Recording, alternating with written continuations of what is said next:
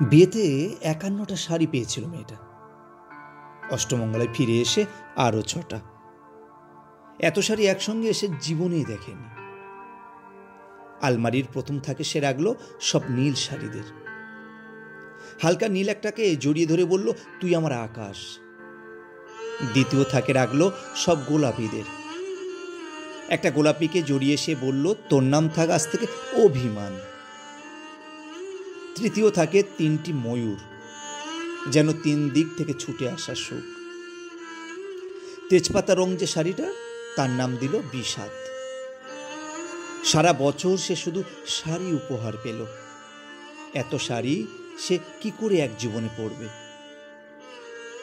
কিন্তু বছর যেতে না যেতে ঘটে গেল সেই ঘটনাটা। সন্ধ্যের মুখে মেয়েটি বেরিয়েছিল স্বামীর সঙ্গে চাইনিজ খাবার খেতে। কাপড়ে মুখ বাঁধা ৩টি ছেলে এসে দাঁড়ালো।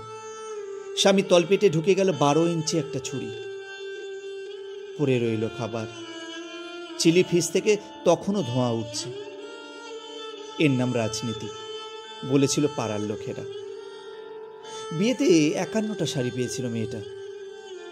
অষ্টমঙ্গলায় ফিরে এসে আরও ৬টা।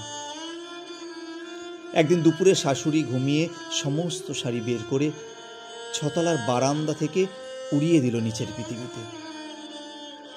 শাশুড়ি পরিয়ে দিয়েছেন তাকে সাদা থান। ১৯ বছরের একটা মেয়ে।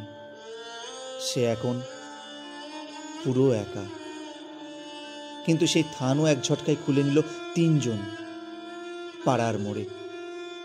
একটি সদ্য নগ্ন বিধবা মেয়ে দৌড়াচ্ছে আর চিৎকার করছে, বাঁচাও বাঁচাও। পেছনে ৩ জন, সে কি উল্লাস! নির্বাক পাড়ার লোকেরা। বিয়েতে ৫১টা শাড়ি পেয়েছিল মেয়েটা। অষ্টমঙ্গলায় ফিরে এসে আরও ৬টা।